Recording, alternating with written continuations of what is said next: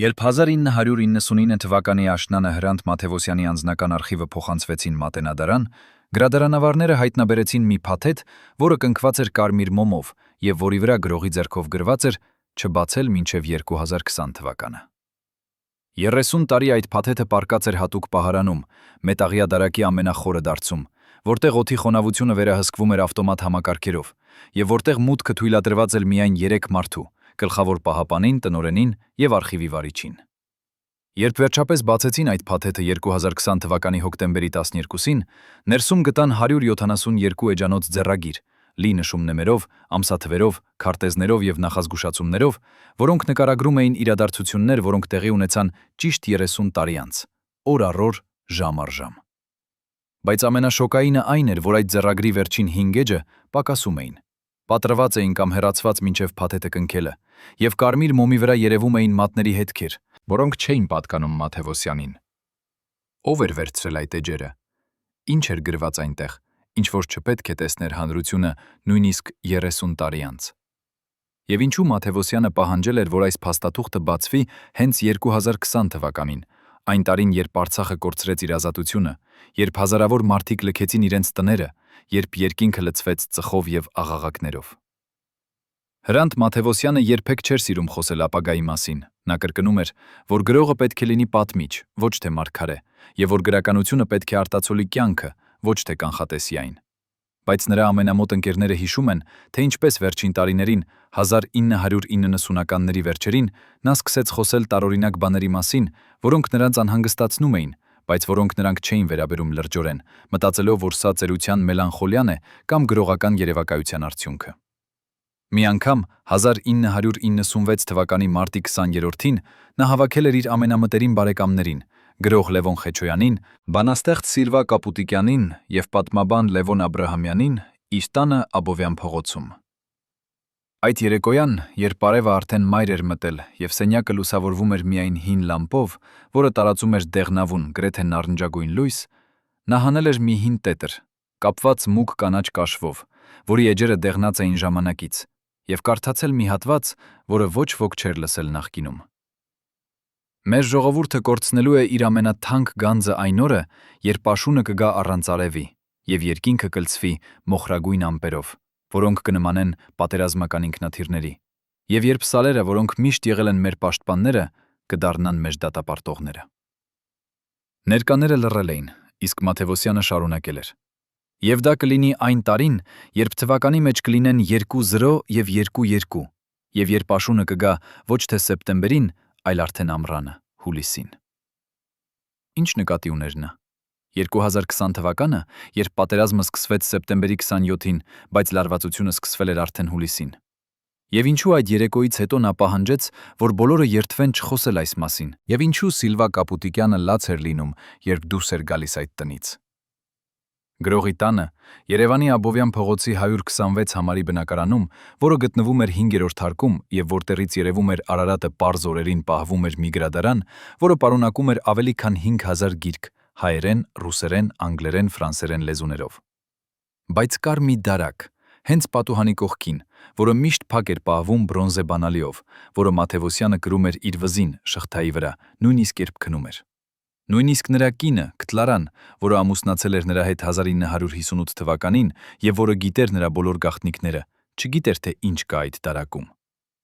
Երբ Մաթևոսյանը հեռացավ 2002 թվականի հունվարի 21-ին սրտի կաթվածից, որը եկավ անսպասելի, թեև նա վերջին ամիսներին բողոքում էր կրծքավանդակի ցավերից, Կտլարան վերջապես գտավ այդ բանալին, թաքցված հին աստվածաշնչի էջերի մի մեջ եւ բացեց այդ դարակը։ Այնտեղ նա գտավ 17 տետր, լի գրառումներով, որոնք սկսվում էին 1972 թվականից եւ շարունակվում էին մինչեւ 1999 թվականը։ Այդ տետրերում Մաթևոսյանը վերլուծում էր հայ ժողովրդի հոգեբանությունը, քաղաքական իրավիճակը, տարածաշրջանային դինամիկան եւ գրում էր այն մասին, թե ինչպես ազգային հպարտությունը կարող է վերածվել ազգային աղետի, երբ այն չի զուգակցվում ռազմավարական մտածողության եւ դիվանագիտական իմաստության հետ։ Մի տետրում, որը թվագրված էր 1991 թվականով, նա գրել էր. «Մենք չենք սովորել պարտվել, մենք չենք սովորել նահանջել, չենք սովորել նահանջել, մենք չենք սովորել փող զիջել։ Եվ դա կդառնա մեր ամենամեծ թուլությունը, քանի որ պատմությունը ցույց է տվել, որ ով չգիտի ճկվել, կոտրվում է։ Այս նախադասությունը գրված էր կարմիր մելանով եւ ընդգծված 3 անգամ, յուրաքանչյուր գիծ ավելի խորն էր, քան նախորդը։ Կարծես գրողը ուզում էր, որ այս խոսքերը ֆիզիկապես խորանան թղթի մեջ։ Ինչու կարմիր։ Ինչու 3 անգամ։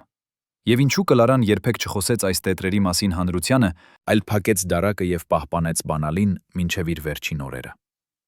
1991 թվականի սեպտեմբերի 21-ին, երբ Հայաստանը նոր էր անկախություն ստացել, ընդամենը 1 շաբաթ առաջ եւ երբ ողջ երկիրը լի էր էյֆորիայով եւ հույսով, Մաթևոսյանը հրավիրվեց ազգային ժողովի առաջին նիստերից մեկին, որպես խորհրդատու մշակութային հարցերով։ Այնտեղ, այդ պատմական դահլիճում, որտեղ հավաքված էին երկրի ամենաազդեցիկ մարդիկ, քաղաքական գործիչներ, զինվորականներ, գիտնականներ, նա ելույթ ունեցավ, որը տևեց ընդամենը 7 րոպե, բայց այդ 7 րոպեն ցնցեց բոլորին եւ ստեղծեց անհարմար լռություն, որը տևեց ամբողջ 1 րոպե, անվերջ երկար ժամանակ այդպիսի հավաքների համար։ Նա խոսեց այն մասին, որ անկախությունը պարտք է, որը պետք է վճարել, եւ որ ազատությունը գալիս է պատասխանատվության հետ միասին։ Մենք ստացանք ազատություն, բայց մենք չենք պատրաստ այն պահպանելու համար, քանի որ մենք չունենք ռազմավարական մտածողություն, մենք չունենք միասնական տեսլական, մենք չունենք պլան այն դեպքի համար, երբ մեր դաշնակիցները կթողնեն մեզ միայնակ։ Նա նշեց, որ երկիրը չունի ռազմավարական պլան երկարաժամկետ անվտանգության համար, չունի տնտեսական անկախություն եւ կախված է արտաքին ռեսուրսներից, եւ ամենակարևորը, չունի միասնություն։ Քաղաքական ուժերը բաժանված են, հասարակությունը պառակտված է, եւ յուրաքանչյուր խումբ մտածում է միայն իր նեղ շահերի մասին։ Մենք կբաժանվենք ներքին կռիվներով, եւ այդ բաժանումը կօգտագործեն մեր թշնամիները, որոնք սպասում են հենց այդ պահին, երբ մենք կթուլանանք ներսից։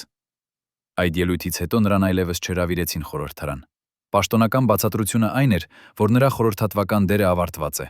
բայց ներկաները հիշում են, թե ինչպես մի քանի падգամավորներ դուրս էին եկել դահլիճից Մաթևոսյանի ելույթի ժամանակ։ Ինչու։ Արդյոք նա ասաց ինչ-որ բան, որը չպետք է լսեին քաղաքական գործիչները, թե նա բացահայտեց ինչ-որ ճշմարտություն, որը սպառնում էր նրանց իշխանությանը։ Արդյոք նա տեսավ ինչ-որ փաստաթուղթ, որը բացահայտում էր ապագա դավադրություն, թե նա պարզապես ունեցավ համարձակություն ասել այն, ինչ ուրիշները վախենում էին արտասանել։ Աշնանային արև վեպը, որը գրվել է 1970 թվականին եւ որը համարվում է Մաթևոսյանի գլուխգործոցներից մեկը, վեպ, որը նկարագրում է հայկական գյուղի կյանքը, ավանդույթների քայքայումը եւ մարդկային հարաբերությունների փոփոխությունը։ Բայց քիչերը գիտեն, որ այս վեպի առաջին տարբերակը բոլորովին այլ էր։ Խմբագիրները, որոնք աշխատում էին սովետական գրող հրատարակչությունում, պահանջեցին փոխել ավարտը, քանի որ այն չափազանց մռայլ էր եւ չէր համապատասխանում սովետական գրականության օպտիմիստական ոգուն։ Բնօրինակ տարբերակում, որը պահվում է Մաթևոսյանի արխիվում եւ որը կարդացել են միայն մի քանի մարդիկ, գլխավոր հերոսը Վարդանը հեռանում է ոչ թե հիվանդությունից, ինչպես հրատարակված տարբերակում, այլ դավաճանությունից։ Նրան մահվան է մատնում իր ամենամոտ ընկերը՝ մարդը։ Ես գիտեի, որ դու կանես դա, բայց ես չէի կարող հավատալ, քանի որ հավատալը նշանակում էր ընդունել, որ մարդը կարող է լինել այդքան թույլ, այդքան վախկոտ, այդքան անարժան։ Ինչու խմբագիրները վախեցան այս ավարտից։ Արդյոք դա պարզապես գրական ցենզուրա էր, որը պահանջում էր երջանիկ ավարտ, թե ինչ-որ մեկը հասկացավ, որ Մաթևոսյանը գրում է ոչ թե հեքիաթ, այլ մարգարեություն, եւ որ այս դավաճանության թեման կարող է ունենալ շատ ավելի խորը իմաստ։ Արդյոք Մաթևոսյանը նկարագրում էր ոչ թե անհատական դավաճանություն, այլ ազգային դավաճանություն, որը դեռ չէր տեղի ունեցել, բայց որը նա տեսնում էր որպես անխուսափելի։ 2000 թվականի ապրիլին, երբ Հայաստանը դեռ ապրում էր 1990-ականների տնտեսական ճգնաժամի հետևանքներով, բայց երբ արդեն սկսում էր երևալ որոշ տնտեսական աճ, Մաթևոսյանը տվեց իր վերջին մեծ հարցազրույցը լրագրող Արմեն Դուլյանին, երիտասարդ, բայց արդեն հայտնի հետաքննող լրագրող, որը հայտնի էր իր անհարմար հարցերով։ Այդ հարցազրույցը տևեց 3 ժամ եւ 25 րոպե եւ ձայնագրվեց մագնիսաֆոնային ժապավենի վրա հին սովետական էլեկտրոնիկա ապարատով, որը Դուլյանը միշտ օգտագործում էր կարևոր հարցազրույցների համար։ Բայց երբ Դուլյանը վերադարձավ խմբագրություն, Ազատություն ռադիոկայան եւ փորձեց լսել ձայնագրությունը, նա հայտնաբերեց, որ ժապավենի վրա պակասում է ճիշտ 21 րոպե, ոչ թե ջնջված, այլ ֆիզիկապես կտրված, հեռացված սուր գործիքով, եւ կտրվածքը այնքան մաքուր էր, որ պարզ էր դա արել է պրոֆեսիոնալ։ Դուլյանը երդվում է, որ ժապավենը չի թողել առանց վերահսկողության, նա պահել է այն իր պայուսակում, որը միշտ եղել է նրա հետ, նույնիսկ երբ նա գնացել է զուգարան խմբագրությունում։ Բայց ինչ-որ մեկը մուտք է գործել նրա պայուսակ եւ հեռացրել է հենց այն հատվածը, որտեղ Մաթևոսյանը խոսում էր Արցախի ապագայի մասին, Ռուսաստանի դերի մասին տարածաշրջանում եւ այն մասին, թե ինչ կարող է տեղի ունենալ, եթե Հայաստանը չզարգացնի անկախ արտաքին քաղաքականություն։ Ո՞վ էր այդ մարդը։ Ինչպես նա իմացավ, որ հենց այդ 21 րոպեն պարունակում է վտանգավոր տեղեկություններ։ Եվ ամենակարևորը, ինչ ասաց Մաթևոսյանը այդ 21 րոպեի ընթացքում, որ այնքան վախեցրեց ինչ-որ մեկին, որ նա պատրաստ էր ռիսկի դիմել եւ գողանալ ժապավենի մի մասը։ Դուլյանը փորձեց վերականգնել այդ խոսակցությունը հիշողությունից, բայց նա ասում է, որ չի կարող հիշել ամեն ինչ, քանի որ Մաթևոսյանը խոսում է շատ արագ, օգտագործելով բարդ փիլիսոփայական հասկացություններ եւ պատմական զուգահեռներ։ Մաթևոսյանի մահից հետո, երբ նրա ընտանիքը սկսեց կարգավորել նրա անձնական իրերը, դրանք հայտնաբերեցին նրա անձնական գրասենյակում, փոքրիկ սենյակում, որտեղ նա անցկացնում էր ամեն օրվա առավոտները, մի փոքրիկ սեյֆ, որը թաքնված էր գրասեղանի տակ, հատակի տախտակների տակ։ Այդ սեյֆի կոդը ոչ ոք չգիտեր, ոչ Կլարան, ոչ որդին Արամը, ոչ դուստրը Անահիտը։ 2 տարի անց, երբ վերջապես որոշեցին բացել այն մասնագետների օգնությամբ, ներսում գտան միայն մեկ առարկա՝ փոքրիկ տետր, կապված սև կաշվով, որի վրա ոսկե տառերով գրված էր ժամանակագրություն։ Այդ տետրում ընդամենը 12 էջ էր, եւ յուրաքանչյուր էջում գրված էր 1 ամսաթիվ եւ 1 նախադասություն, ոչ ավելին, ոչ պակաս։ Առաջին ամսաթիվը 1991 թվականի սեպտեմբերի 2, սկիզբը, երբ մենք մտածեցինք, որ ազատ ենք։ Վերջին ամսաթիվը 2020 թվականի սեպտեմբերի 27, վերջը, երբ մենք հասկացանք, որ ազատ ենք, որ երբեք ազատ չենք եղել։ Մեջտեղում կային ուրիշ ամսաթվեր, 1996 թվականի մարտի 31, առաջին հաղթանակը։ Մենք չգիտեինք, որ հաղթանակը կարող է լինել դատապարտության սկիզբը։ 2008 թվականի օգոստոսի 7, նախազգուշացումը։ Մենք չլսեցինք։ 2016 թվականի ապրիլի 2, երկրորդ նախազգուշացումը։ Մենք դարձյալ չլսեցինք։ Յուրաքանչյուր այդ ամսաթիվ համընկնում էր կարևոր պատմական իրադարձության հետ՝ Արցախյան շարժման սկիզբ, առաջին Արցախյան պատերազմի հաղթանակ, Ռուսաստան-Վրաստան պատերազմ, ապրիլյան 4-օրյա պատերազմ։ Բայց ինչպես Մաթևոսյանը կարող էր իմանալ այդ ամսաթվերը տարիներ առաջ, երբ նա գրել էր այս տետրը 1999 թվականին, ըստ թանակի գույնի եւ թղթի տեսակի։ Արդյոք սա պարզապես համընկնում էր, թե նա ուներ մուտք դեպի տեղեկություններ, որոնք մենք չգիտենք, թե նա տեսնում էր օրինաչափություններ, որոնք մեզ համար անտեսանելի են։ 1998 թվականի հունիսին, երբ Արցախյան առաջին պատերազմը դեռ շարունակվում էր, բայց երբ արդեն պարզ էր, որ հայկական կողմը հաղթում է, Մաթևոսյանը մասնակցեց մի փակ հանդիպման Ստեփանակերտում, քաղաքում, որը դեռ կրում էր պատերազմի հետքերը, որտեղ շենքերը ծծակծկված էին գնդակներից եւ որտեղ մարդիկ դեռ ապրում էին նկուղներում։ Այնտեղ էին Արցախի առաջին նախագահ Արկադի Ղուկասյանը, իշխանության գլուխ էր, որը հայկական կողմի հաղթանակը հավանություն էր տվել։ Պաշտպանության նախարար Սամվել Բաբայանը եւ մի խումբ բարձրաստիճան զինվորականներ, 12 մարդ ընդամենը, որոնք հավաքվել էին հին սովետական շենքի ստորգետնյա սրահում։ Հանդիպումը տևեց ողջ գիշեր, ժամը 9 երեկոյից մինչև ժամը 6 առավոտ, եւ ըստ ականատեսների Մաթևոսյանը ներկայացրեց մի վերլուծություն, որը ցնցեց բոլորին, եւ որը ստիպեց նրանց վերանայել իրենց ողջ ռազմավարությունը։ Նա խոսեց այն մասին, որ Արցախի անվտանգությունը կախված է ոչ թե զենքից, ոչ թե զինվորական հաղթանակներից, այլ դիվանագիտությունից եւ միջազգային ճանաչումից, եւ որ զինվորական հաղթանակը կարող է վերածվել քաղաքական պարտության, եթե չկա միջազգային աջակցություն։ Մենք կարող ենք հաղթել 100 ճակատամարտ, բայց կպարտվենք մեկ դիվանագիտական պատերազմում, քանի որ աշխարհը չի ճանաչում զինվորական հաղթանակները, այլ ճանաչում է միջազգային իրավունքը եւ քաղաքական իրականությունը։ Նա նաև ասաց, որ Ռուսաստանը երբեք չի պաշտպանի Արցախը, եթե դա չի համապատասխանի նրա շահերին, եւ որ Ռուսաստանի շահերը կարող են փոխվել ցանկացած պահի, կախված միջազգային իրավիճակից։ Մենք պետք է ունենանք պլան B, պլան G եւ պլան D։ Քանի որ պլան A Ռուսաստանի վրա հույսը դնելը կարող է մեզ թանկ արժենալ, եւ երբ ասում եմ թանկ, նկատի ունեմ ոչ թե դրամ, այլ կյանքեր եւ տարածքներ։ Այդ գիշերից հետո Բաբայանը եւ Ղուկասյանը վիճեցին։ Բաբայանը պնդում էր, որ պետք է շարունակել զինվորական ճանապարհով, իսկ Ղուկասյանը համաձայն էր Մաթևոսյանի հետ, եւ շուտով Բաբայանը ձերբակալվեց 2000 թվականին։ Արդյոք Մաթևոսյանի խոսքերը դեռ խաղացին այդ բախումում։ Եվ ինչու այդ հանդիպման արձանագրությունները երբեք չհրապարակվեցին, թեև դրանք պետք է պահվեին Արցախի պետական արխիվում։ Գրողի ընտանիքի անդամները պատմում են, որ Մաթևոսյանը վերջին ամիսներին 2001 թվականի աշնանը եւ ձմեռը սկսեց տարօրինակ վարվել։ Նա դարձավ ավելի փակ, ավելի լուռ, ավելի խորհրդածու։ Նա արթնանում էր գիշերվա կեսին, ժամը 2-ին կամ 3-ին, եւ գրում էր ժամերով, մինչև առավոտ, երբ արևը դեռ չէր ծագել։ Երբ հարցնում էին ինչ է գրում, նա պատասխանում էր. Նամակներ ապագային։ Նամակներ այն մարդկանց, ովքեր կապրեն այն ժամանակ, երբ ես այլևս չեմ լինի, եւ ովքեր կարող են դեռ փրկել այն, ինչ մենք կորցնելու ենք։ Այդ նամակները նա դնում էր առանձին ծրարի մեջ եւ կնքում մոմով, սև մոմով, որը նա պատրաստում էր ինքը, հալեցնելով հին մոմեր։ Մահից մի շաբաթ առաջ 2002 թվականի հունվարի 14-ին նա կանչեց իր որդուն Արամին եւ տվեց նրան մի փոքր արկղ, փայտե, փորագրված հայկական ավանդական օրնամենտներով։ Դու կբացես սա, երբ հասկանաս, որ ժամանակն է։ Արամը հարցրեց. Երբ կհասկանամ։ Մաթևոսյանը պատասխանեց. Երբ երկինքը կլցվի ծխով եւ մարդիկ կսկսեն փախչել սարերից, երբ ճանապարհները կլցվեն փախստականներով եւ երբ դու կլսես, որ Արցախը այլևս չկա։ Արամը մինչ օրս չի բացել այդ արկղը։ Նա ասում է, որ վախենում է, քանի որ չգիտի ինչ կգտնի այնտեղ եւ արդյոք պատրաստ է դիմակայելու այն ճշմարտությանը, որը կարող է բացահայտվել։ Բայց 2020 թվականի սեպտեմբերին, երբ Արցախից հազարավոր մարդիկ փախչում էին եւ երկինքը իսկապես լցված էր ծխով, այրվող անտառներից եւ ռմբակոծություններից, երթություններից, երբ ճանապարհները լցված էին մեքենաներով, որոնք փորձում էին հասնել Հայաստան, Արամը վերցրեց այդ արկղը եւ գնաց Մատենադարան։ Այնտեղ նա հանձնեց այն պահպանության, պայմանով, որ այն կբացվի միայն 2050 թվականին, ճիշտ 30 տարի անց։ Ինչու 2050։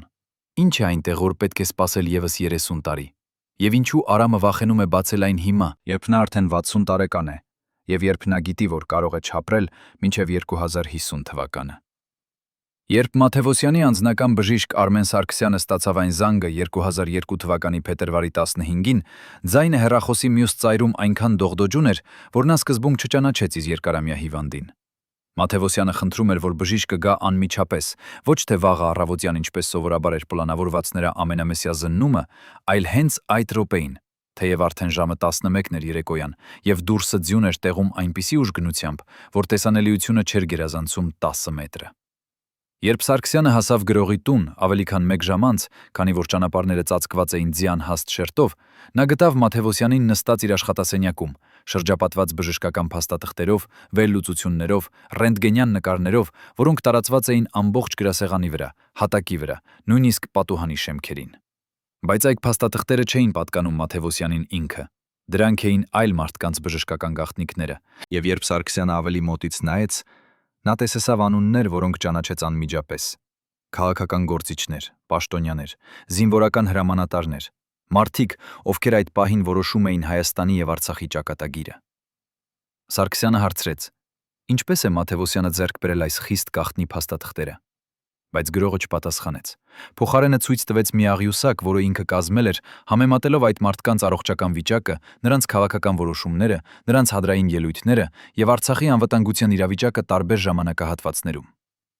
Աղյուսակում երևում էր մի սարսափելի օրինաչափություն։ Երբ այդ մարդիկ հիվանդանում էին, երբ նրանց ֆիզիկական վիճակը վատանում էր, երբ նրանք ստիպված էին ընդունել ուժեղ դեղամիջոցներ, որոնք ազդում էին նրանց մտավոր կարողությունների վրա, հենց այդ ժամանակահատվածներում էին կայացվում ամենավտանգավոր քաղաքական որոշումները, ամենաանհաջող դիվանագիտական քայլերը, ամենաթույլ ռազմավարական պլանները։ Մաթևոսյանը մատնացույց արեց մի կոնկրետ դեպք։ 2001 թվականի մարտին, երբ մի բարձրաստիճան պաշտոնյա, ով տառապում էր սրտի լուրջ հիվանդությամբ եւ ընդունում էր դեղեր, որոնք նվազեցնում էին արյան ճնշումը, բայց միաժամանակ խանգարում էին ուղեղի նորմալ գործունեությանը, կայացրեց մի որոշում, որը թույլատրեց Արցախի պաշտպանական համակարգը։ Գրողը ասաց Սարգսյանին. տեսնում եք օրինաչափությունը։ Երբ նրանք ֆիզիկապես թուլանում են, երկիրը թուլանում է։ Եմ է, երբ նրանց մարմինները չեն կարողանում պայքարել հիվանդության դեմ, նրանց միտքը չի կարողանում պայքարել սխալ որոշումների դեմ։ Եվ մենք վստահում ենք մեր ապագան այն մարդկանց, ովքեր չեն կարող վստահել նույնիսկ իրենց սեփական մարմիններին։ Սարգսյանը մինչ օրս չի խոսել այդ գիշերվա մասին հրապարակայնորեն, բայց մի փակ բժշկական կոնֆերանսի ժամանակ, երբ նա մտածում էր, որ ոչ ոք չի ձայնագրում, նա ասաց իր գործընկերներին. Մաթևոսյանը չէր ուսումնասիրում գրականություն այդ վերջին ամիսներին։ Նա ուսումնասիրում էր մարդկային մարմինը որպես քաղաքական գործիք, որպես զենք, որը կարող է դառնալ երկրի դեմ։ Ինչ էլ տեսավ Մաթևոսյանը այդ բժշկական փաստաթղթերում, որ այնքան սարսափեցրեց նրան, որ նա կանչեց բժշկին կեսգիշերին ձնապքի մեջ։ Արդյոք նա հասկացավ, որ ապագա առաջնորդները, դրանք ովքեր պետք է պաշտպանեին Արցախը 2020 թվականին, արդեն այդ պահին ֆիզիկապես ի վիճակի չէին լինելու կայացնելու ճիշտ որոշումները։ Եվ եթե այդպես է, ինչու նա չզգուշացրեց հանրությանը, ինչու նա չգնաց մամուլի և չբացահայտեց այս սարսափելի ճշմարտությունը։ Գրողի տան պատերին կախված էին քարտեզներ, ոչ թե սովորական դեկորատիվ քարտեզներ, որոնք մարդիկ կախում են որպես ինտերիերի մաս, այլ աշխատանքային քարտեզներ, լի նշումներով, սլաքներով, գծերով, որոնք կապում էին տարբեր կետերը։ 17 քարտեզ, տարբեր դարաշրջաններից, տարբեր մասշտաբներով, տարբեր աղբյուրներից։ Հայկական լեռնաշխարհը միջնադարում, երբ հայկական իշխանությունները տիրապետում էին ավելի մեծ տարածքների, քան այսօր։ Անդրկովկասը ռուսական կայսրության ներքո, երբ սահմանները նկարվում էին Պետերբուրգ առանց հարցնելու տեղացի բնակչությանը։ Խորհրդային Հայաստանը, երբ Արցախը վարչականորեն կցվեց Ադրբեջանին, Ստալինի որոշմամբ 1920 թվականին։ Անկախ Հայաստանը, երբ սահմանները դարձյալ դարձան վիճելի, երբ յուրաքանչյուր կիլոմետր հող դարձավ պայքարի առարկա։ Բայց ամենահետաքրքիրը վերջին քարտեզն էր, կախված ուղղակի Մաթևոսյանի աշխատասեղանի վերևում, այնտեղ, որտեղ նա կարող էր տեսնել այն ամեն անգամ, երբ բարձրացնում էր գլուխը գրելուց։ Այդ քարտեզը ձեռքով էր նկարված, ոչ թե տպագրված, ոչ թե պատճենված, այլ նկարված մանրամասն, ուշադիր, սիրով և սարսափով միաժամանակ։ Քարտեզի վրա Արցախը բաժանված էր 3 գոտիների, ձներկված տարբեր գույներով։ Կանաչ գոտին ներառում էր Ստեփանակերտը և հյուսիսային շրջանները, Մարտակերտը, Մարտունին։ Դեղին գոտին ներառում էր Հադրութը, Շուշին, Ասկերանը։ Կարմիր գոտին ներառում էր հարավային շրջանները, Քաշաթաղը, Ակնան, Ջաբրայիլը, ողջ տարածքը մինչև իրանական սահմանը։ Յուրաքանչյուր գոտու կողքին գրված էր մեկ թիվ, կանաչի կողքին 1994, դեղինի կողքին 2016, կարմիրի կողքին 2020։ Երբ Մաթևոսյանի ուսանողներից մեկը, երիտասարդ գրող Արման Անանյանը տեսավ այս քարտեզը 1999 թվականին, երբ եկել էր խորհրդատվության համար իր առաջին վեպի շուրջ և հարցրեց դրա մասին, Մաթևոսյանը պատասխանեց խորհրդավոր. «Սա ոչ թե քարտեզ է, սա ժամացույց է։ Ժամացույց, որը չի հաշվում ժամերը կամ րոպեները, այլ հաշվում է տարածքի կորուստը, հաշվում է մեր անուշադրության գինը»։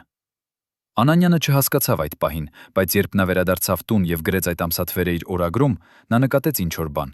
1994 թվականին Արցախը հայտարարեց անկախություն։ 2016 թվականին տեղի ունեցավ ապրիլյան 4-օրյա պատերազմը, երբ Ադրբեջանը գրավեց Տալիշը և Լելեթաղի մի մասը, և 2020 թվականին տեղի ունեցավ երկրորդ Արցախյան պատերազմը, երբ կորավ ողջ հարավը և Շուշին։ Ինչպես Մաթևոսյանը կարող էր իմանալ այս ամսաթվերը տարիներ առաջ, երբ ոչ ոք չէր կարող կանխատեսել, թե երբ կսկսվեն այդ պատերազմները։ Արդյոք նա ուներ մուտք դեպի ռազմավարական պլաններ, որոնք մշակվում էին գաղտնի սենյակներում։ Թե նա պարզապես հասկանում էր պատմության օրինաչափությունները ավելի լավ, քան մենք բոլորս միասին։ 1999 թվականից սկսած Մաթևոսյանը սկսեց հավաքել տվյալներ, որոնք սովորական մարդուն կթվային անիմաստ կամ անկապ։ Նա գրանցում էր, թե քանի հայ էր ապրում Արցախում յուրաքանչյուր տարի, ըստ պաշտոնական մարդահամարի, բայց նաև ըստ իր սեփական հաշվարկների, որոնք նա անում էր հարցնելով տեղացի քահանաներին, ուսուցիչներին, բժիշկներին։ Նա գրանցում էր, թե քանի երեխա էր ծնվում ամեն տարի, քանի դպրոց էր բացվում, քանի հոսպիտալ էր կառուցվում, քանի զինվոր էր ծառայում սահմանին, քանի տանկ էր տեղակայված ամեն շրջանում։ Բայց նա նաև գրանցում էր ուրիշ բաներ, որոնք ոչ ոք չէր համարում կարևոր։ Քանի երիտասարդ էր հեռանում Ռուսաստան աշխատելու ամեն տարի, քանի ընտանիք էր վաճառում տունը Ստեփանակերտում և տեղափոխվում Երևան, քանի պաշտոնյա էր ուղարկում իր ընտանիքը Հայաստան, պատճառաբանելով, որ այնտեղ ավելի լավ դպրոցներ կան, ավելի լավ հիվանդանոցներ, ավելի ապահով կյանք։ Այս երկու տեսակի տվյալները նա պահում էր կողք կողքի, երկու սյունակով մեծ տետրում, որի յուրաքանչյուր էջ էր նվիրված մեկ տարվա։ Ձախ սյունակը նա անվանել էր արմատները, այն ամենը, ինչ ցույց էր տալիս, որ մարդիկ պլանավորում են մնալ Արցախում, որ նրանք հավատում են ապագային, որ նրանք կառուցում են, ստեղծում են, ներդրում են։ Աջ սյունակը նա անվանել էր փախուստը, այն ամենը, ինչ ցույց էր տալիս, որ մարդիկ կորցնում են հավատը, որ նրանք պատրաստվում են հեռանալ, որ նրանք չեն տեսնում ապագա այնտեղ։ Ամեն տարի, երբ նա լրացնում էր հերթական էջը, փախուստը սյունակի թվերը մեծանում էին, իսկ արմատները սյունակի թվերը փոքրանում էին, ոչ թե դրամատիկ, ոչ թե կտրուկ, այլ աստիճանաբար, անզգալիորեն, այնպես ինչպես ջուրը քայքայում է ժայռը, կաթիլ առ կաթիլ, տարի առ տարի։ 2000 թվականին, երբ նա ցույց տվեց այս աղյուսակը իր ընկեր պատմաբան Լևոն Աբրահամյանին, ով այցելել էր նրան եւ ով նույնպես անհանգստանում էր Արցախի ապագայի համար, Մաթևոսյանը ասաց մի նախադասություն, որը Աբրահամյանը երբեք չի մոռացել. «Երբ փախուստը գերազանցի արմատները, Արցախը կդառնա ուրվական երկիր, Եվ ուրվական երկիրը, երկիր առանց իրական բնակիչների, երկիր, որտեղ մարդիկ ապրում են ոչ թե որովհետև ուզում են, այլ որովհետև դեռ չեն կարողացել հեռանալ, այդպիսի երկիրը շատ հեշտ է գրավել, քանի որ ոչ ոք չի պատրաստ մահանալ այն բանի համար, ինչից արդեն փախչում է։ Աբրահամյանը հարցրեց. «Երբ կգերազանցի փախուստը արմատները»։ Մաթևոսյանը նայեց աղյուսակին, անցկացրեց մատը թվերի վրա, կատարեց մի քանի հաշվարկներ գլխում եւ ասաց. 2018 թվականին։ Հենց այդ տարին կլինի կետը, երբ ավելի շատ մարդիկ կցանկանան հեռանալ, քան մնալ։ Եվ 2 տարի անց կսկսվի ինչ-որ բան, որը կօգտագործի այդ թուլությունը։ 2018 թվականին Արցախի բնակչությունը նվազեց 1994 թվականի մակարդակից ավելի քան 25%-ով, ըստ անկախ ուսումնասիրությունների, որոնք հրապարակվեցին 2019 թվականին։ Ինչպես Մաթևոսյանը հաշվարկեց սա 8 տարի առաջ, օգտագործելով միայն իր տետրը եւ իր դիտարկումները։ Մաթևոսյանի գրադարանում այդ 5000 գրքերի մեջ կար մի հատուկ բաժին, որը նա անվանում էր «Դավաճանության ուսումնասիրություններ», անվանում, որը գրված էր փոքրիկ պիտակի վրա եւ կպցված դարակի վրա։ Այնտեղ կային գրքեր Հուդա Իսկարիովտեի մասին, աշակերտը, որը դավաճանեց Հիսուսին 30 արծաթի դրամի դիմաց։ Կային գրքեր Մարկուս Յունիուս Բրուտուսի մասին, հռոմեացի սենատորը, որը սպանեց Հուլիուս Կեսարին, թեև Կեսարը վերաբերվում էր նրան որպես որդու։ Կային գրքեր Եվնո Ազոֆի մասին, ռուս հեղափոխականը, որը միաժամանակ աշխատում էր հեղափոխականների համար եւ ցարական գաղտնի ոստիկանության ոստիկանության համար, դավաճանելով երկու կողմերին էլ։ Բայց ամենաշատ նշումներով, ամենաշատ ընդգծումներով, ամենաշատ էջադարձերով գիրքը վերաբերում էր Եփրեմ խանին, հայ իշխանին, որը 18-րդ դարում դավաճանեց Դավիթ բեկին, հայ ազատագրական շարժման առաջնորդին, եւ որի դավաճանությունը հանգեցրեց հայ ապստամբության ջախջախմանը։ Այդ գրքի եզրագծերին, գրեթե ամեն էջի վրա, Մաթևոսյանը գրել էր նշումներ իր փոքրիկ, գրեթե անընթեռնելի ձեռագրով։ Մի էջի վրա նա գրել էր. «Դավաճանությունը միշտ գալիս է ներսից։ Թշնամին միայն օգտագործում է դռները, որոնք մենք ինքներս ենք բացում նրա համար, երբ մենք չենք վստահում մեր եղբայրներին, երբ մենք կասկածում ենք մեր ընկերներին, երբ մենք մտածում ենք միայն մեր անձնական շահերի մասին»։ Ավելի ներքև այլ էջի վրա, դավաճանը երբեք չի լինում թշնամին։ Եթե նա թշնամի լիներ, մենք կպաշտպանվեինք նրանից։ Նա միշտ լինում է ընկերը։ 2020 թվականին կլինի մեր Եփրեմ խանը։ Նա արդեն գտնվում է մեր մեջ։ Նա արդեն պատրաստվում է մեր մեջ մտնել։ Նա արդեն պատրաստվում է մեր մեջ մտնել։ Նա արդեն պատրաստվում է մեր մեջ մտնել։ Նա արդեն պատրաստվում է մեր մեջ մտնել։ Նա արդեն պատրաստվում է մեր մեջ մտնել։ Նա արդեն պատրաստվում է մեր մեջ մտնել։ Նա արդեն պատրաստվում է մեր մեջ մտնել։ Նա արդեն պատրաստվում է մեր մեջ մտնել։ Նա արդեն պատրաստվում է մեր մեջ մտնել։ Նա արդեն պատրաստվում է մեր մեջ մտնել։ Նա արդեն պատրաստվում է մեր մեջ մտնել։ Նա արդեն պատրաստվում է մեր մեջ մտնել։ Նա արդեն պատրաստվում է մեր մեջ մտնել։ Նա արդեն պատրաստվում է մեր մեջ մտնել։ Նա արդեն պատրաստվում է մեր մեջ մտնել։ Նա արդեն պատրաստվում է մեր մեջ մտնել։ Նա արդեն պատրաստվում է մեր մեջ մտնել։ Նա արդեն պատրաստվում է մեր մեջ մտնել։ Նա արդեն պատրաստվում է մեր մեջ մտնել։ Նա պատրաստվում է դավաճանության։ Եվ եթե նա գիտեր, ինչու չասաց բարձրաձայն, ինչու չգնաց իշխանությունների մոտ, ինչու չզգուշացրեց հանրությանը։ Արդյոք նա վախենում էր, որ չեն հավատալու նրան, որ կմեղադրեն պարանոյայի մեջ, որ կասեն, թե նա ծերացել է եւ կորցրել իր դատողությունը։ Թե նա հասկանում էր, որ դավաճանությունը արդեն այնքան խորն էր արմատացել, որ անհնար էր կանխել այն, եւ որ ցանկացած փորձ բացահայտելու դավաճանին միայն կարագացներ իրադարձությունների ընթացքը։ Գրողի վերջին ամիսներին, երբ նա արդեն հազվադեպ էր դուրս գալիս տնից եւ երբ նրա առողջությունը տեսանելիորեն վատանում էր, նրա տանը սկսեցին հայտնվել անծանոթ հայցելուներ, մարդիկ, ում ոչ ոք չէր տեսել նախկինում, ում մասին ոչինչ չէր հայտնի։ Դրանք չէին լրագրողներ, որոնք սովորաբար գալիս էին հարցազրույցի համար։ Դրանք չէին երկրպագուներ, որոնք գալիս էին ստորագրություն խնդրելու կամ լուսանկար անելու։ Դրանք էին մարդիկ մութ հագուստներով, մարդիկ, ովքեր ժամանում էին երեկոյան, երբ արդեն մութ էր, եւ մնում էին մինչև կեսգիշեր կամ նույնիսկ ավելի ուշ։ Հարևաններ, ովքեր ապրում էին նույն շենքում,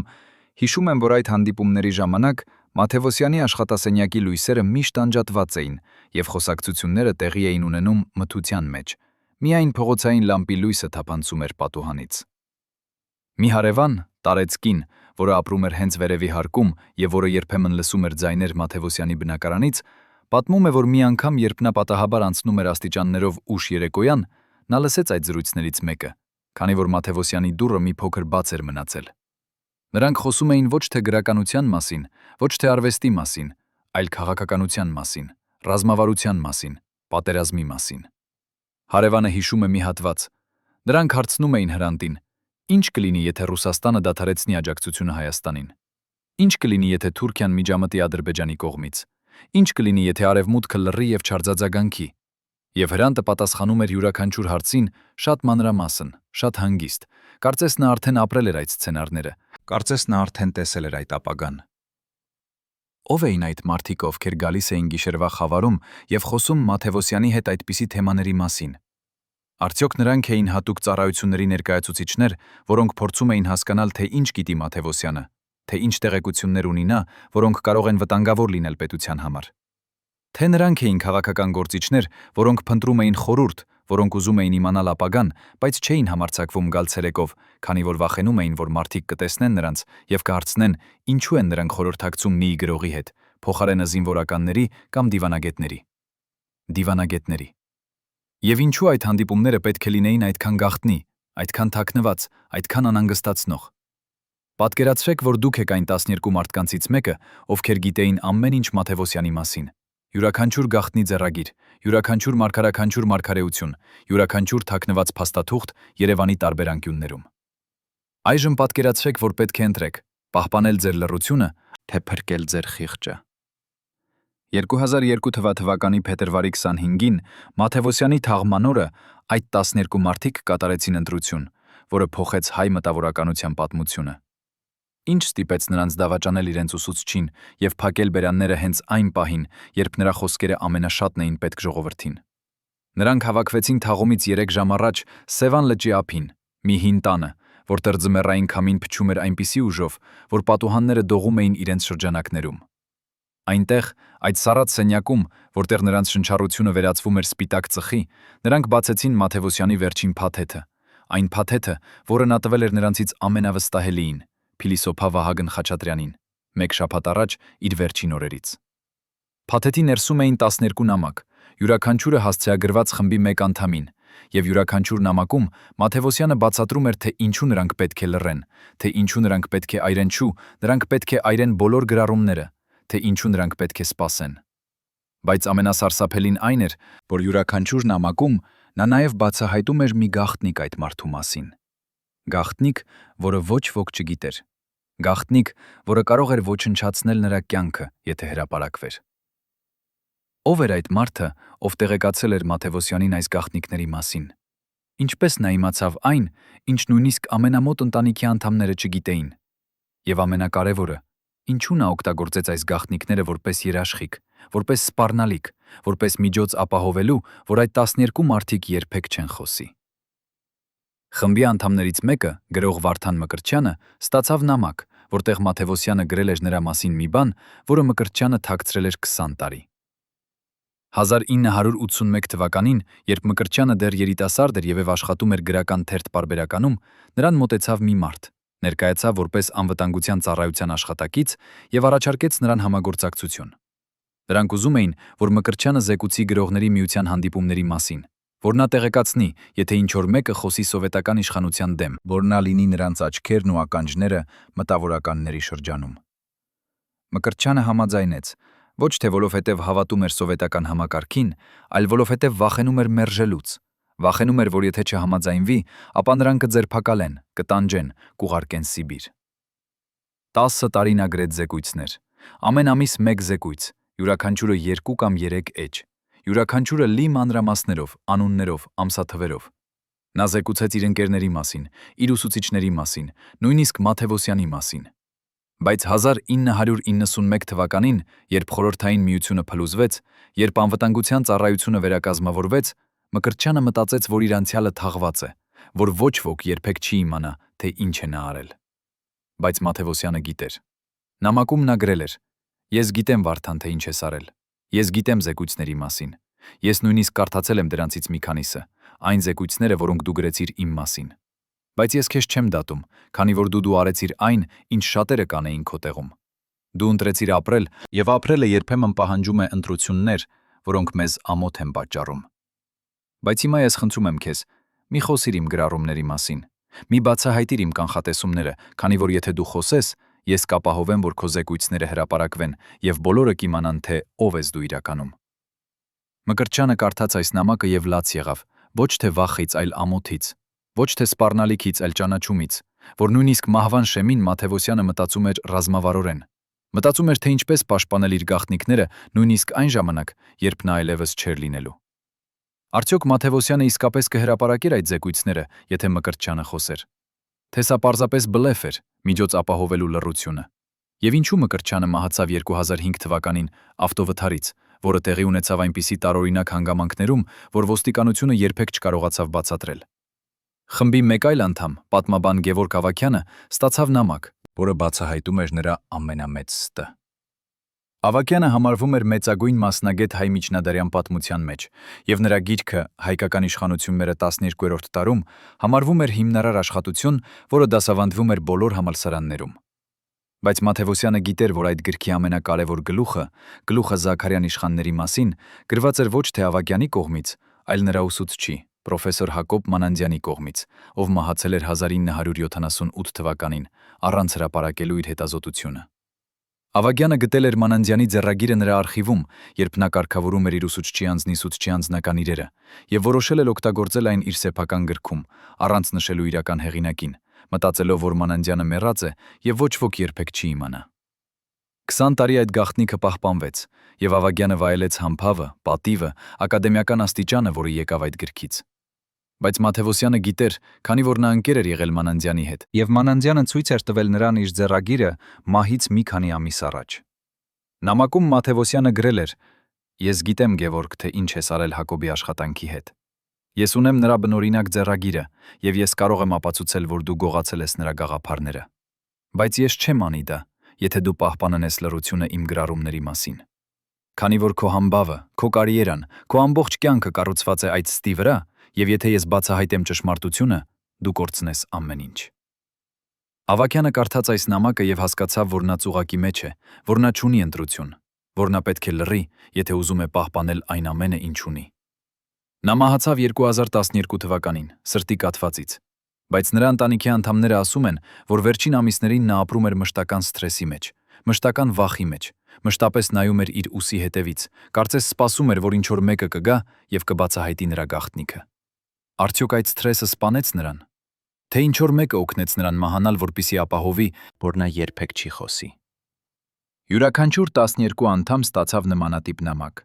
Յուրաքանչյուրը բացահայտում էր մի գաղտնիք, որը կարող էր ոչնչացնել նրանց կյանքը, եւ յուրաքանչյուրը պարունակում էր նույն պահանջը՝ լռություն։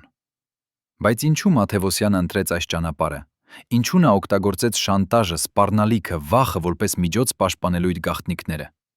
Արդյոք նա չէր կարող պարզապես խնդրել նրանց լռել, չէր կարող հույս դնել նրանց հավատարմության վրա, նրանց սիրո վրա, նրանց հարգանքի վրա։ Թե նա գիտեր, որ հավատարմությունը, սերը, հարգանքը բավարար չեն, երբ խոսքը վերաբերում է այնպիսի վտանգավոր տեղեկություններին, որոնք կարող են փոխել պատմության ընթացքը։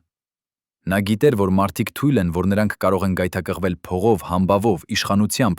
որ նրանք կարող են համոզվել, որ բացահայտելը ճիշտ բանն է, որ ժողովուրդը պետք է իմանա ճշմարտությունը։ Եվ նա ուզում էր ապահովել, որ նույնիսկ այդ գայթակղությունները չեն բավարար լինի, որ վախը կորցնելուց ավելի մեծ կլինի, քան ցանկությունը խոսելու։ Սա էր Մաթեոսյանի վերջին դասը, դաս այն մասին, որ իշխանությունը գալիս է ոչ թե սիրուց, այլ վախից, որ վերահսկողությունը գալիս է ոչ թե վստահությունից, այլ տեղեկատվությունից, որ գաղտնիքները ամենահզոր զենքն են, երբ դու ուզում ես ապահովել, որ մարդիկ կանեն այն, ինչ դու ուզում ես։ Արդյոք սա էր այն մարդը, ում մենք ճանաչում էինք որպես մեծ հումանիստ, որպես բարի գրող, որպես ազգի խիղճ։ Թե սա էր իրական Մաթեոսյանը, մարդը, ով հասկանում էր իշխանության մեխանիկան եւ պատրաստ էր օգտագործել ցանկացած միջոց պաշտպանելու այն, ինչ նա համարում էր կարևոր։ Երբ Մաթեոսյանի անձնական արխիվը փոխանցվեց Մատենադարան 2002 թվականի ապրիլին, 2 ամիս նրա վերջին օրերից հետո, արխիվավարները սկսեցին կատալոգորել հոգավորել հազարավոր փաստաթղթերը, նամակները, ձեռագրերը, նոթատետրերը։ Այս աշխատանքը տևեց 8 ամիս, եւ ամեն օր նրանք հայտնաբերում էին նոր գանձեր, անհրապարակ պատմվածքներ, անավարտ վեպեր, նամակներ հայտնի գրողներից, լուսանկարներ պատմական իրադարձություններից։ Բայց մի օր 2002 թվականի դեկտեմբերի 11-ին, երբ նրանք բացեցին մի հին փայտե արկղ, որը գտնվում էր արխիվի ամենախորը մասում, նրանք հայտնաբերեցին ինչ-որ բան, որը չպետք է գտնվեր այնտեղ։ Փաստաթղթեր, ոչ թե Մաթևոսյանի գրածները, այլ պետական փաստաթղթեր, գաղտնի զեկույցներ, ռազմավարական պլաններ, որոնք պատկանում էին Հայաստանի եւ Արցախի պաշտպանության նախարարություններին։ Ինչպես այս փաստաթղթերը հայտնվեցին Մաթևոսյանի արխիվում։ Ով տվեց նրան մուտք դեպի այս խիստ գաղտնի տեղեկությունները։ Եվ ամենակարևորը, ինչու նա պահպանեց դրանք, ինչու նա չվերադարձրեց դրանք, ինչու նա ռիսկի դիմեց եւ պահեց դրանք իր տանը, գիտենալով, որ եթե հայտնաբերվեն, նա կարող է մեղադրվել լրտեսության մեջ, դավաճանության մեջ, պետական գաղտնիքների գողության մեջ։ Արխիվավարները անմիջապես տեղեկացրին իրենց վերադասներին եւ շուտով մատենադարան եկան անվտանգության ծառայության ներկայացուցիչներ։ Նրանք վերցրեցին բոլոր այդ փաստաթղթերը եւ արգելեցին արխիվավարներին խոսել այս մասին ուրիշների հետ։ Բայց մի արխիվավար, երիտասարդ կին Նարինե Գրիգորյանը, հասցրեց լուսանկարել մի քանի էջ իր հեռախոսով, առաջ քան անվտանգության ծառայությունը ժամաներ։ Այդ լուսանկարներում երևում էին զեկույցներ Արցախի պաշտպանական համակարգի թուլությունների մասին, վերլուծություններ հնարավոր ադրբեջանական հարձակման սցենարների մասին,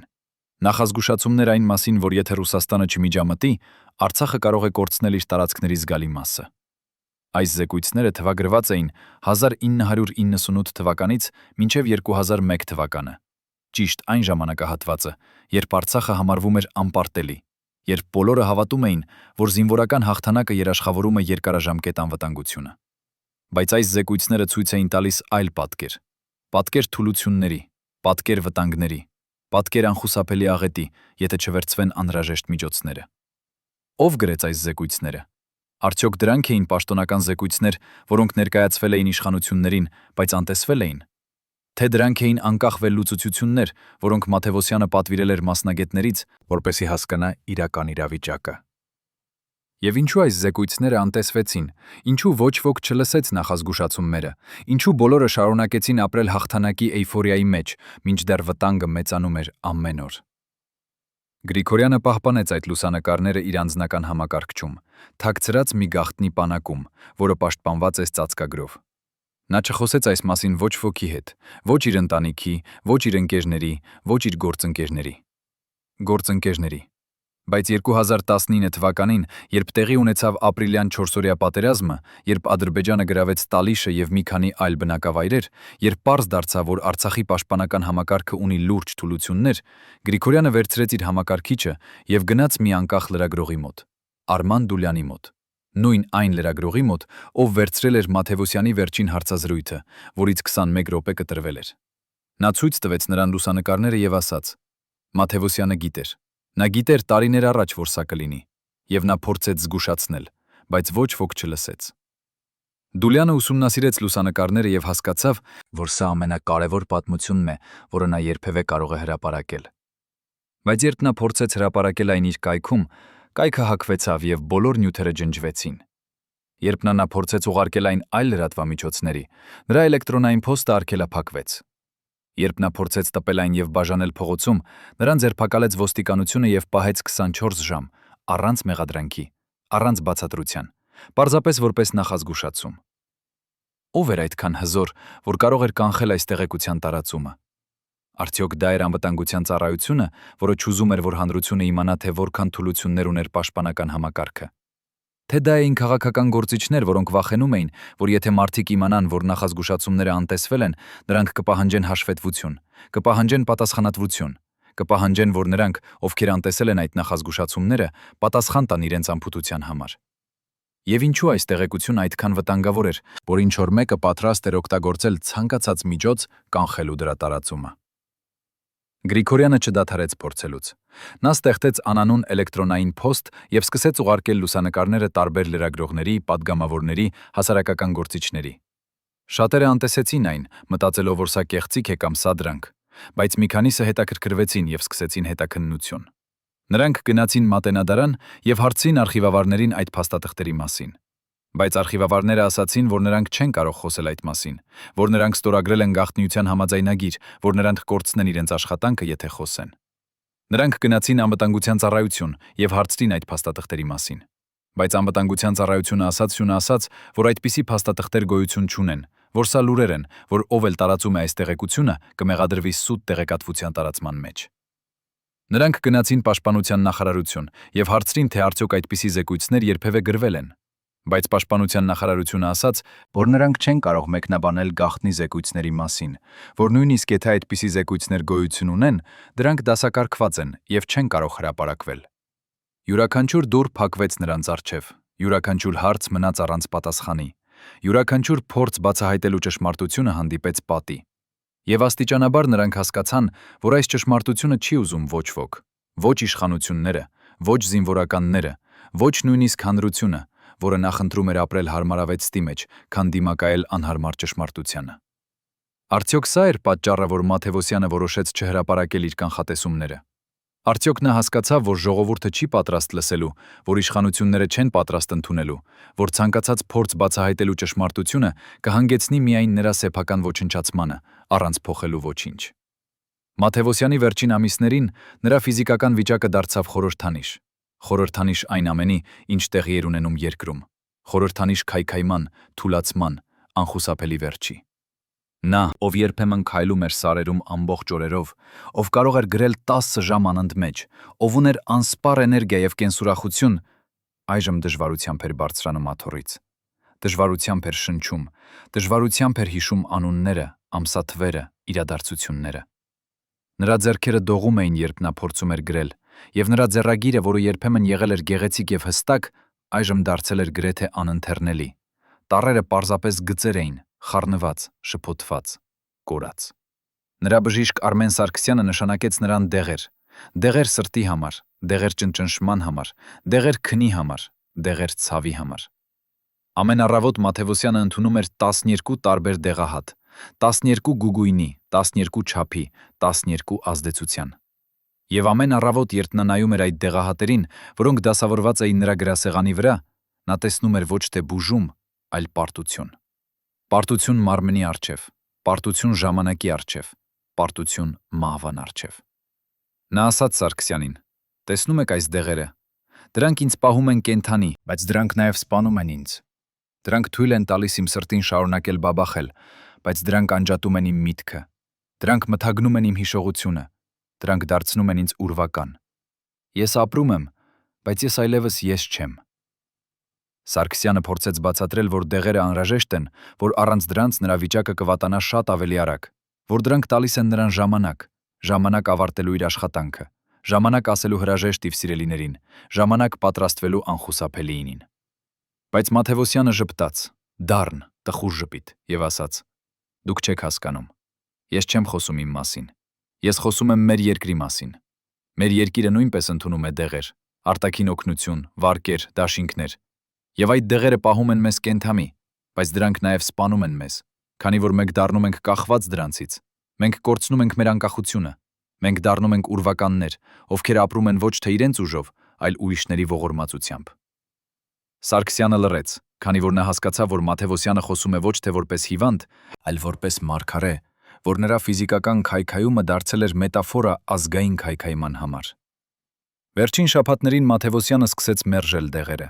Նա ասաց Սարգսյանին, որ ուզում է մեռնել որպես ինքը, ոչ թե որպես դեղելի արտադրանք, ոչ թե որպես քիմիական նյութերի խառնուրդ, այլ որպես մարդ, ով ունի իր միտքը, իր հիշողությունը, իր ինքնությունը մինչև վերջ։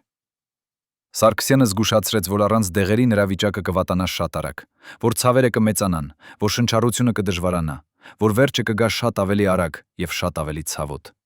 Բայց Մաթեոսյանը պնդեց. «Ես ընտրում եմ ցավը գիտակցության նկատմամբ։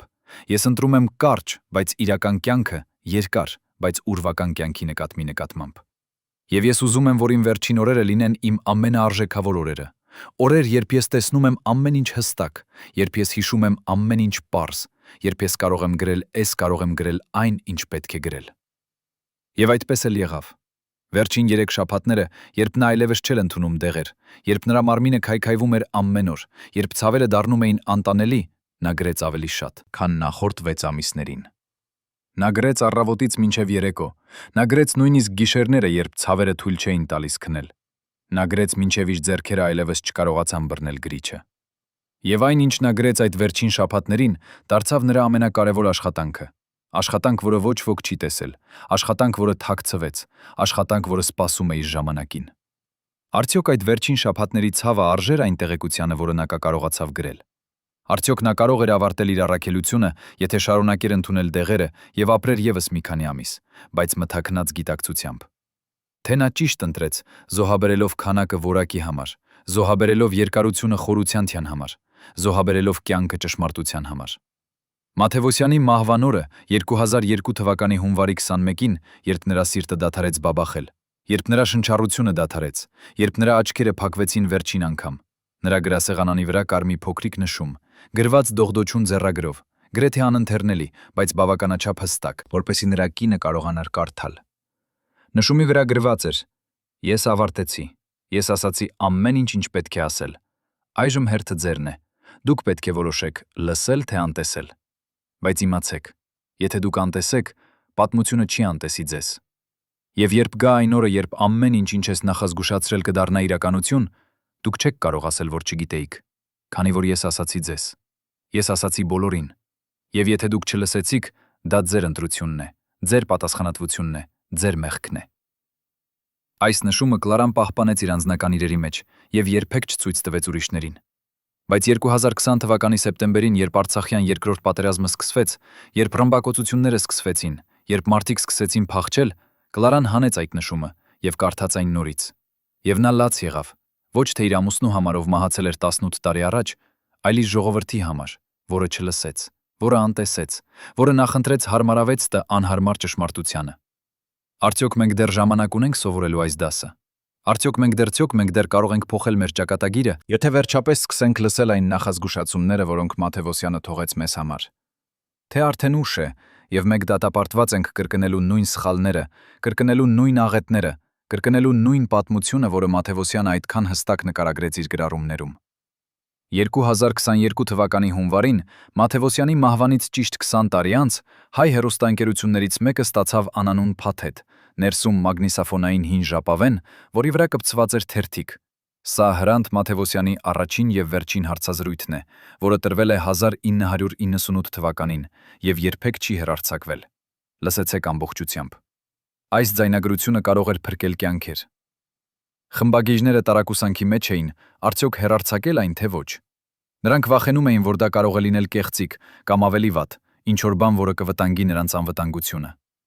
Բայց երբ նրանք լսեցին ժապավենը, նրանք հասկացան, որ ձայնը իսկապես Մաթևոսյանինն էր։ Եվ այն, ինչ նա ասում էր այդ ձայնագրության մեջ, բացատրում էր ամեն ինչ։ Ամեն մի կանխատեսում, ամեն մի նախազգուշացում, ամեն մի ամսաթիվ, որը հետագայում իրականացավ։ Բայց ամենաշոկայինը վերջին 5 րոպեն էր, որտեղ Մաթևոսյանը խոսում էր մի մարդու մասին, մարդու, ում նա չանվանեց անունով, բայց նկարագրեց այնքան մանրամասն, որ ցանկացած հայ քաղաքականության մեջ ընկղմված մարդ կարող էր ճանաչել նրան։ Ո՞վ էր այդ մարդը, որի մասին Մաթևոսյանը խոսեց 22 տարի առաջ,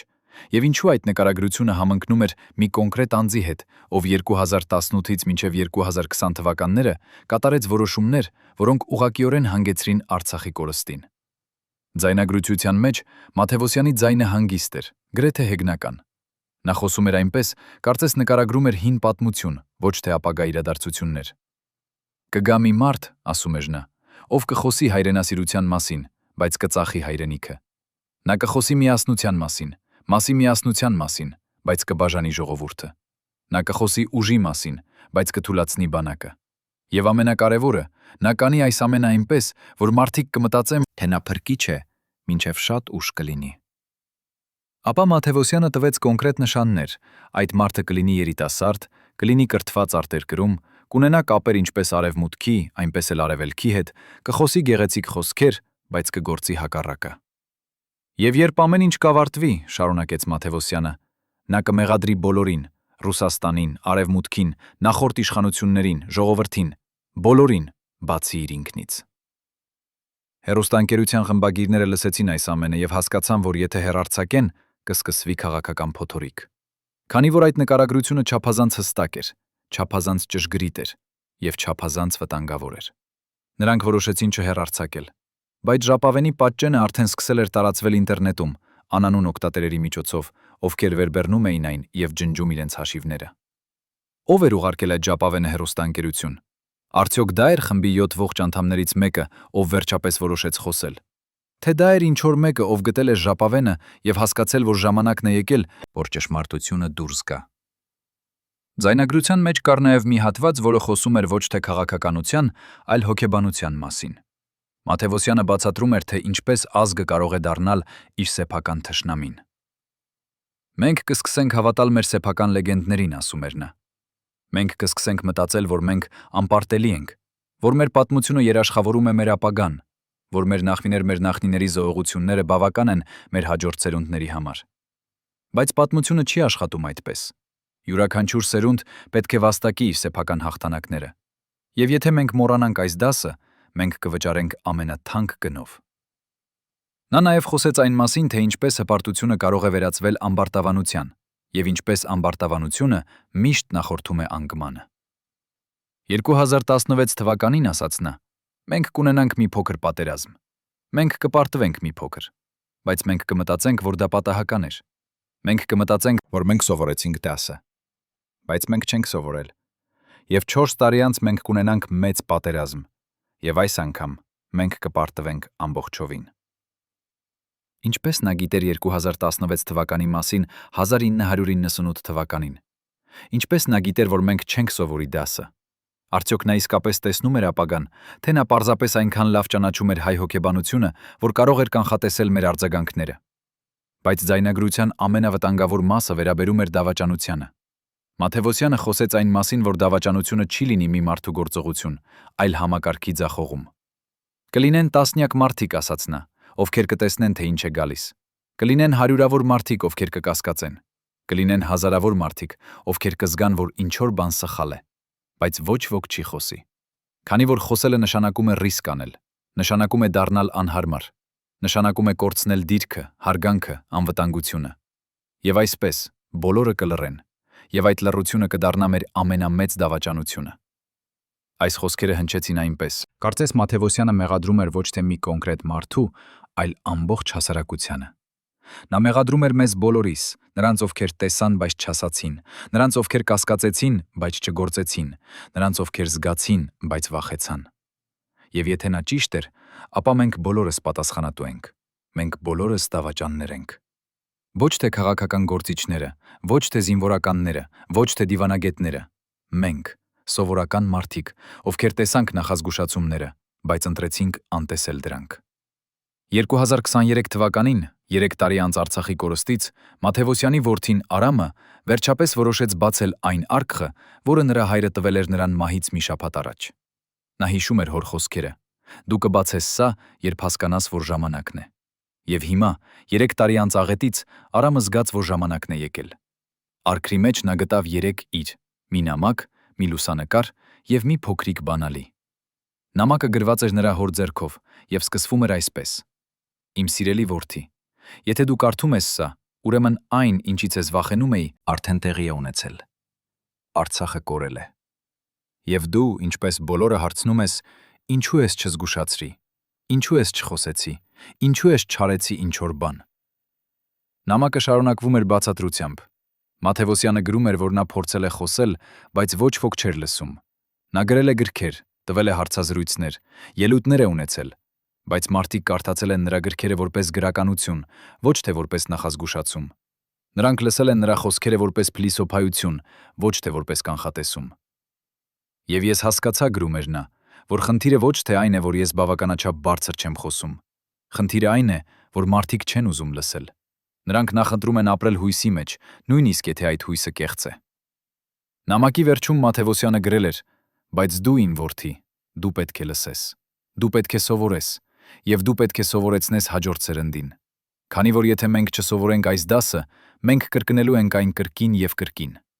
Լուսանկարը, որը Արամը գտավ արկղում, ցույց էր տալիս նրա հորը, կանգնած Շուշիի Ղազանչեցոց եկեղեցու դիմաց, 1994 թվականին։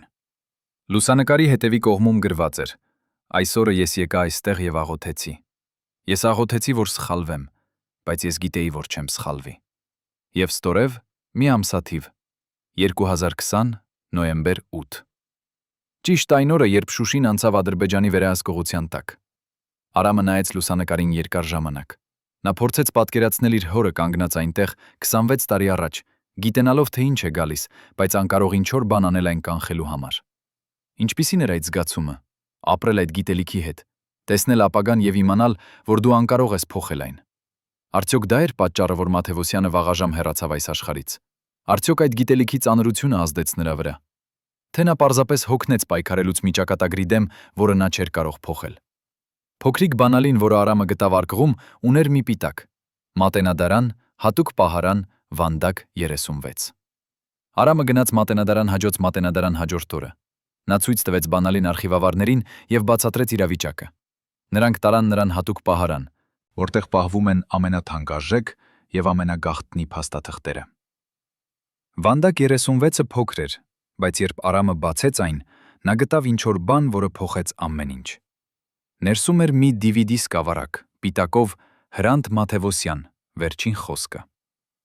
Արամը խնդրեց արխիվավարներին, որ թույլ տան նրան դիտել այն։ Նրանք տարան նրան մի փոքր սենյակ, հին համակարգչով։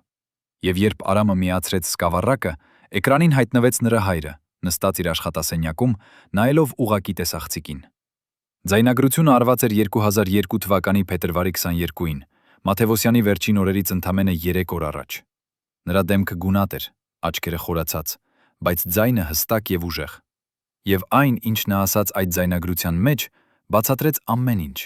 ամեն մի հարց, ամեն մի կասկած, ամեն մի խորհուրդ, որը շրջապատել էր նրա կյանքը եւ նրա վերջին օրերը։ Ձայնագրության մեջ Մաթեոսյանը սկսեց խոսել հանգիստ, գրեթե հեգնական ձայնով։ «Եթե դուք դիտում եք սա, ասաց նա, ուրեմն ես արդեն հեռացել եմ այս աշխարհից։ Եվ ավելի կարևորը, Արցախը արդեն կորել է։ Ես գիտեմ սա, քանի որ ես թողել եմ հրահանգներ, որ այս ձայնագրությունը բացվի միայն այն դեպքում, եթե 2020 թվականից հետո ինչ-որ մեկը գա եւ հարցնի դրա մասին»։ Նա դադար տվեց, ապա շարունակեց. «Ես ուզում եմ պատմել ձեզ մի պատմություն։ Պատմություն այն մասին, թե ինչպես մի ազգ կարող է կորցնել ամեն ինչ, ոչ թե պատերազմում, այլ խաղաղության ժամանակ։ Ոչ թե թշնամու ձեռքով, այլ իր սեփական ձեռքով»։ Հաջորդ 40 րոպեի ընթացքում Մաթեոսյանը պատմեց ամեն ինչ։ Նա պատմեց, թե ինչպես նա սկսեց նկատել օրինաչափությունները 1970-րդ թվականներին, թե ինչպես նա սկսեց ուսումնասիրել պատմությունը, փնտրելով նմանատիպ իրավիճակներ,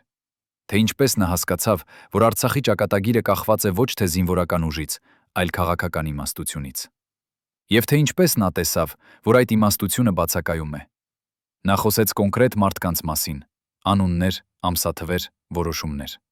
Նա բացատրեց, թե ինչպես յուրաքանչյուր սխալ որոշում հանգեցրեց հաջորդին, թե ինչպես ամբարտավանությունը փոխարինեց զգուշավորությանը, թե ինչպես կարճաժամկետ շահերը գերակայեցին երկարաժամկետ ռազմավարությանը, եւ թե ինչպես, վերջում,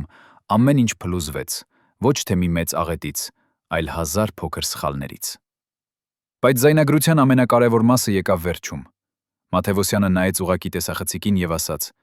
«Բայց ես չեմ ուզում, որ դուք մտածեք, թե սա պարզապես պատմություն է անցյալի մասին։ Սա պատմություն է ապագայի մասին։ Քանի որ եթե մենք չսովորենք այս դասերը, մենք կրկնելու ենք դրանք։ Ոչ թե Արցախում, Արցախը արդեն կորած է, այլ Հայաստանում։ Եվ հաջորդ անգամ մենք կկորցնենք ոչ թե տարել ինքնությունը»։ Նա բացատրեց, թե ինչպես նույն օրինաչափությունները, որոնք հանգեցրին Արցախի կորստին, արդեն սկսել են աշխատել Հայաստանում։ Նույն ամբարտավանությունը, նույն կարճատեսությունը, նույն բաժանումները, նույն լռությունը։ Եվ եթե մենք չարթնանանք հիմա, ասաց նա, եթե մենք չսկսենք խոսել հիմա, եթե մենք չսկսենք գործել հիմա, ապա 30 տարի անց ինչ-որ մեկը կնստի եւ կդիտի նմանատիպ ձայնագրություն, պատմելով, թե ինչպես Հայաստանը կորավ։ Եվ նա կհարցնի նույն հարցը, որը դուք հարցնում եք հիմա. ինչու ոչ ոք չզգուշացրեց մեզ։ Մաթեոսյանը դադար տվեց, ապա ավելացրեց. «Բայց ես զգուշացնում եմ ձեզ հիմա։ Հարցը այն է, արդյոք դուք կլսեք»։ Ձայնագրությունը ավարտվեց Մաթեոսյանի վերջին խոսքերով։ Նա նայեց տեսախցիկին եւ ասաց. «Ես գիտեմ, որ շատերը կասեն, թե ես չափազանց մռայլ եմ, չափազանց պեսիմիստ, չափազանց վախկոտ։ Նրանք կասեն, որ ես չեմ հավատում հայ ժողովրդին, չեմ հավատում մեր ուժին, չեմ հավատում մեր ապագային։ Բայց դա ճիշտ չէ։ Ես հավատում եմ հայ ժողովրդին։ Ես հավատում եմ, որ մենք կարող ենք սովորել, կարող ենք փոխվել, կարող ենք վերածնվել։ Բայց միայն եթե մենք ունենանք քաջություն նայելու ճշմարտությանը աչքերի մեջ։ Միայն եթե մենք ունենանք համարձակություն ընդունելու մեր սխալները։ Միայն եթե մենք ունենանք իմաստություն սովորելու մեր պարտություններից։ Նա ժպտաց տխուր ժպիտով եւ ավելացրեց. Եվ եթե դուք դիտում եք սա, ուրեմն դուք արդեն սկսել եք այդ ճանապարհը։ Դուք արդեն սկսել եք հարցնել, եւ հարցնելը առաջին քայլն է դեպի պատասխանները։ Ապա էկրանը մթնեց։ Արամը նստեց այնտեղ երկար ժամանակ նայելով դատարկ էկրանին։ Նա մտածում էր իր հոր խոսքերի մասին, իր հոր նախազգուշացումների մասին, իր հոր վախերի մասին, եւ նա հասկացավ, որ նրա հայրը ճիշտ էր։ Ոչ թե այն իմաստով, որ նա կարող էր տեսնել ապագան, այլ այն իմաստով, որ նա կարող էր տեսնել ներկան։ Նա կարող էր տեսնել մեր թուլությունները, մեր սխալները, մեր կույր կետերը, եւ նա փորձեց զգուշացնել մեզ։ Բայց մենք չլսեցինք։ Ոչ թե որովհետև նա բավականաչափ բարձր չէր խոսում, այլ որովհետև մենք չէինք ուզում լսել։ Մենք նախընտրեցինք ապրել մեր հույսերի մեջ 2025 թվականին, 30 տարի անց Արցախյան շարժման սկզբից եւ 5 տարի անց Արցախի կորստից։ Հայաստանը փոխվել էր։ Երկիրը դեռ գոյություն ուներ, դեռ անկախ էր, բայց ինչ-որ բան կորել էր։ Ոչ թե տարածք, ոչ թե քաղաքներ, այլ ինչ-որ բան ավելի խորը՝ հավատը, հույսը, միասնությունը։ Մարդիկ դարձել էին ավելի կասկածամիտ, ավելի բաժանված, ավելի վախկոտ։ Նրանք չէին վստահում իրենց առաջնորդներին, չէին վստահում միմյանց, չէին վստահում ապագային։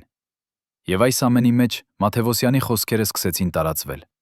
Նրա գրքերը վերահրատարակվեցին, նրա հարցազրույցները վերահեռարձակվեցին, նրա նախազգուշացումները վերաընթերցվեցին, եւ մարդիկ սկսեցին հասկանալ։ Ոչ թե անմիջապես, ոչ թե բոլորը, բայց դանդաղ, քայլ առ քայլ, սերունդ առ սերունդ։ Նրանք սկսեցին տեսնել օրինաչափությունները, որոնք Մաթևոսյանը տեսել էր։ Նրանք սկսեցին հասկանալ սխալները, որոնք նա նկարագրել էր։ Նրանք սկսեցին սովորել դասերը, որոնք նա փորձել էր սովորեցնել։ Խմբի 7 ողջ անդամներից վերջինը, փիլիսոփա Վահագն Խաչատրյանը, վերջին օրերին տվեց իր առաջին եւ վերջին հարցազրույցը։ Այն տևեց 3 ժամ եւ ձայնագրվեց վիդեոյով։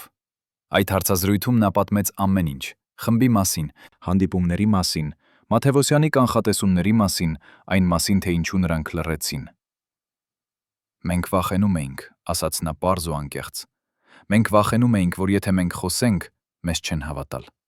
Մենք վախենում էինք, որ եթե մենք խոսենք, մեզ չեն հավատալ։ Մենք վախենում էինք, որ եթե մենք խոսենք,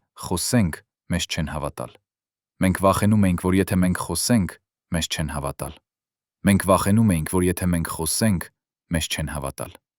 Մենք վախենում էինք, որ եթե մենք խոսենք, մեզ չեն հավատալ։ Մենք վախենում էինք, որ եթե մենք խոսենք, մեզ չեն հավատալ։ Մենք վախենում էինք, որ եթե մենք խոսենք, մեզ չեն հավատալ։ Մենք վախենում էինք, որ եթե մենք խոսենք, մեզ չեն հավատալ։ Մենք վախենում էինք, որ եթե մենք խոսենք, մեզ չեն հավատալ։ Մենք վախենում էինք, որ եթե մենք խոսենք, մեզ չեն հավատալ։ Մենք վախենում էինք, որ եթե մենք խոսենք, մեզ չեն հավատալ։ Մենք վախենում էինք, որ եթե մենք խոսենք, մեզ չեն հավատալ։ Մենք վախենում էինք, որ եթե մենք խոսենք, մեզ չեն հավատալ։ Մենք վախենում էինք, որ եթե մենք խոսենք, մեզ չեն հավատալ։ Մենք վախենում էինք, որ եթե մենք խոսենք, մեզ չեն հավատալ։ Մենք վախենում էինք, որ եթե մենք խոսենք, մեզ չեն հավատալ։ Մենք վախենում էինք, որ եթե մենք խոսենք, մեզ չեն հավատալ։ Մենք վախենում էինք, որ եթե մենք խոսենք, մեզ չեն հավատալ։ Մենք վախենում էինք, որ եթե ապա ամբողջ շարժում։ Եվ դանդաղ նրա սերունդը սկսեց լսել։ Նրանք սկսեցին հասկանալ, որ Մաթևոսյանը խոսում էր ոչ թե անցյալի, այլ նրանց ապագայի մասին։ Եվ նրանք սկսեցին գործել։ 2050 թվականին, երբ Մաթևոսյանի արկղը բացվեց Մատենադարանում, ճիշտ 30 տարի անց Արցախի կորստից, ներսում գտան միայն մեկ իր՝ մի նամակ, ուղղված Հայաստանի ժողովրդին 2050 թվականին։ Նամակը կարճ էր, միայն մեկ էջ, բայց այդ մեկ էջում Մաթևոսյանը գրել էր ամեն ինչ, ինչ պետք է ասեր։ Սիրելի հայրենակիցներ, սկսվում էր նամակը։ Եթե դուք կարդում եք սա, ուրեմն դուք ապրել եք 30 տարի Արցախի կորստից հետո։ Եվ հարցը, որը ես ուզում եմ հարցնել ձեզ, շատ պարզ է։ Արդյոք դուք սովորեցիք դասը։ Արդյոք դուք փոխվեցիք։ Արդյոք դուք դադարեցիք կրկնել նույն սխալները։ Թե դուք դեռ ապրում եք նույն ինքնախաբեության մեջ, նույն ամբարտավանության մեջ, նույն բաժանումների մմների մեջ։ Նամակը շարունակվում էր խորհրդով. եթե դուք սովորել եք, ապա դուք գիտեք, թե ինչ անել։ Եթե դուք չեք սովորել, ապա ոչինչ, ինչ ես կարող եմ ասել, չի փոխի ձեզ։ Քանի որ ամենակարևոր դասերը մենք սովորում ենք ոչ թե խոսքերից, այլ փորձից։ Եվ դուք արդեն ունեցել եք փորձը։ Հարցը միայն այն է, արդյոք դուք ընտրեցիք սովորել դրանից։ Նամակի վերջում Մաթևոսյանը գրել էր մի բան, որը դարձավ նրա ամենահայտնի մեջբերումը։ Ազգերը չեն մեռնում պատերազմներում։ Նրանք մեռնում են խաղաղության ժամանակ, երբ մոռանում են, թե ով են, երբ դադարում են պայքարել իրենց արժեքների համար, երբ սկսում են ապրել ներկայի համար, մոռանալով անցյալը եւ անտեսելով ապագան։ Եվ եթե դուք ուզում եք, որ Հայաստանը ապրի, դուք պետք է հիշեք, թե ով եք։ Պետք է պայքարեք ձեր արժեքների համար։ Պետք է ապրեք ոչ միայն ներկայի, այլ նաև անցյալի եւ ապագայի համար։ Սա է իմ վերջին խոսքը ձեզ։ Սա է իմ վերջին նախազգուշացումը։ Սա է իմ վերջին հույսը։ Հարգելի հեռուստադիտողներ, եթե դուք հետևել եք այս ողբերգական պատմությանը մինչև վերջ, գրեք մեկնաբանություններում, թե որ քաղաքից եք։ Մեզ համար կարևոր է իմանալ, թե որտեղ է Հրանտ Մաթևոսյանը դեռ հիշվում։ Եվ բաժանորդագրվեք ալիքին, չբաց թողնելու ճշմարտությունը պատմության կուռքերի մասին։